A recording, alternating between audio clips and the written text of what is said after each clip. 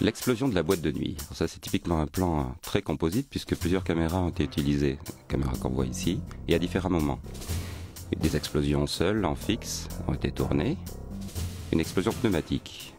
Sur fond noir, on a tourné des explosions plus importantes avec des flammes, des couches avec des personnages en fond vert. L'intérêt du plan, c'est qu'on a reconstruit la scène complètement en 3D pour pouvoir la manipuler. Le but étant au final de pouvoir mixer toutes les caméras ensemble et donner l'impression qu'on a un seul plan.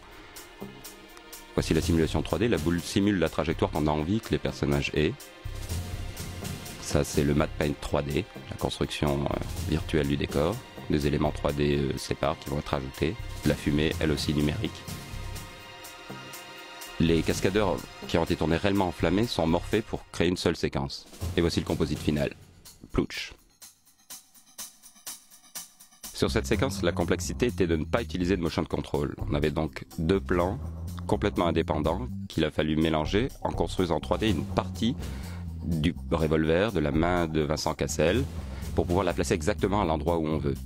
De cette manière, et de manière assez légère au tournage, on a pu obtenir un effet qui normalement aurait dû demander une préparation et un temps de tournage beaucoup plus important.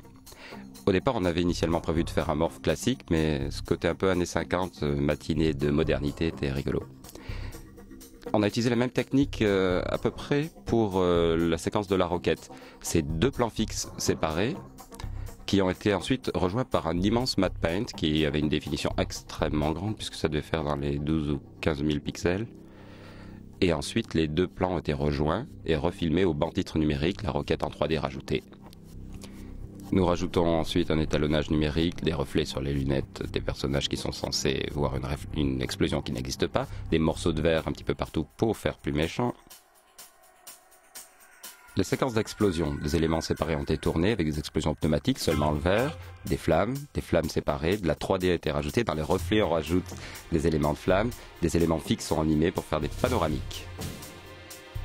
La balle de tennis a été reconstruite en 3D. En fait, c'est un mélange entre de la 3D et un tournage séparé. Les particules sont ensuite rajoutées suite à un élément tourné en fond noir.